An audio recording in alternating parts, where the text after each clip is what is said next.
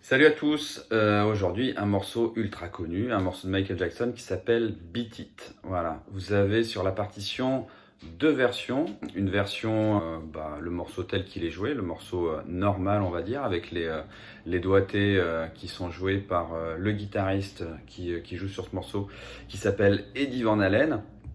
Et je dis le guitariste, mais en fait c'est les guitaristes, puisque pour faire la guitare rythmique, c'est un autre guitariste qui le fait et qui s'appelle Steve Lukather. Pour ce qui est du riff, donc une version telle qu'elle est jouée dans le morceau, et puis une autre version un petit peu plus simplifiée, c'est-à-dire que il y a des doigtés qui sont pas forcément évidents, d'aller chercher le sol là ici sur le riff avec le petit doigt. Donc ça, on va plutôt le simplifier pour les plus jeunes d'entre vous, en allant chercher le sol avec la corde à vide. Ce qui fait que dans mon riff, dans le riff d'intro, je vais avoir ça.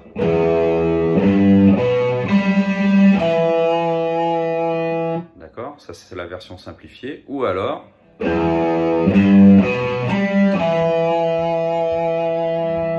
Et puis je vais faire la même chose avec la note Ré. C'est-à-dire que le Ré dans le riff tel qu'il est joué, je vais aller le chercher avec le petit doigt, ici sur la corde de La, la cinquième case.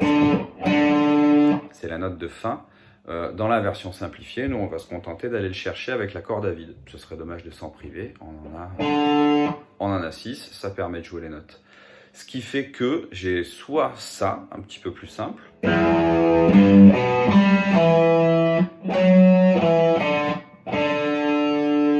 soit ça, donc je vais chercher, au lieu d'aller chercher les cordes à vide, avec le petit doigt.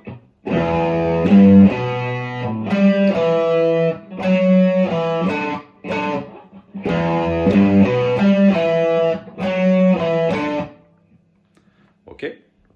Ensuite, on passe au couplet. Au couplet, c'est pareil. Sur la partition, on aura deux versions. Une version un petit peu plus simplifiée avec juste les notes, c'est-à-dire juste les fondamentales en fait de chaque accord. Par contre, attention au rythme, c'est pas forcément si évident que ça de se caler dessus.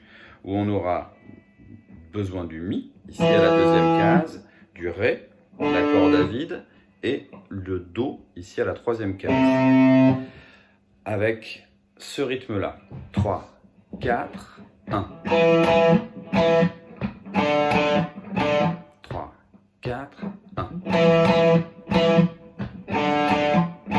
3, 4, 1. 3, 4, 1. 3, 4, 1. Et ça repart. Si je veux faire la même chose avec des accords de quinte, donc ce qu'on entend vraiment sur le morceau, je vais avoir quelque chose d'un petit peu plus conséquent avec un mi en accord de quinte ici. Alors ici, c'est-à-dire la 7e case, vous voyez, en accord de quinte avec le 3e et le 4e doigt. C'est-à-dire qu'en plus de cette note-là, donc, je vais aller chercher d'autres notes pour grossir, pour épaissir un petit peu mon accord. Ça me donne 3, 4, 1. 3, 4, 1. 3, 4, 1. 3, 4, 1. 3, 4. Et après, j'enchaînerai sur le riff. Dernière petite chose, j'ai réaccordé le morceau en mi.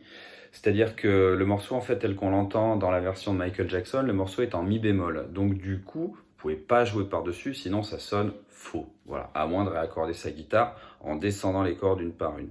Du coup, je vous envoie aussi le morceau réaccordé en mi, c'est-à-dire que je l'ai fait grimper d'un demi-ton. Et du coup, avec la guitare accordée normalement, avec un mi, un la, un ré, un sol, un si et un mi aigu, vous allez pouvoir jouer par-dessus. Et donc là, je vous ai joué un extrait en fait du morceau, histoire de faire court et d'aller à l'essentiel, où on a juste un riff du refrain, un couplet en entier, avant de revenir sur un deuxième refrain. Ok, c'était simplement histoire d'avoir un petit échantillon et quelque chose qui correspond aux différents enchaînements qu'on va trouver dans le morceau. Voilà. Sinon, ça se passe pas exactement comme ça dans le morceau. Le riff du refrain est joué plusieurs fois. Voilà, je vous encourage à essayer de vous caler par-dessus et à bien jouer par-dessus le morceau. Vous avez la partition en ligne et n'hésitez pas à m'envoyer un petit message si vous avez des questions. À bientôt.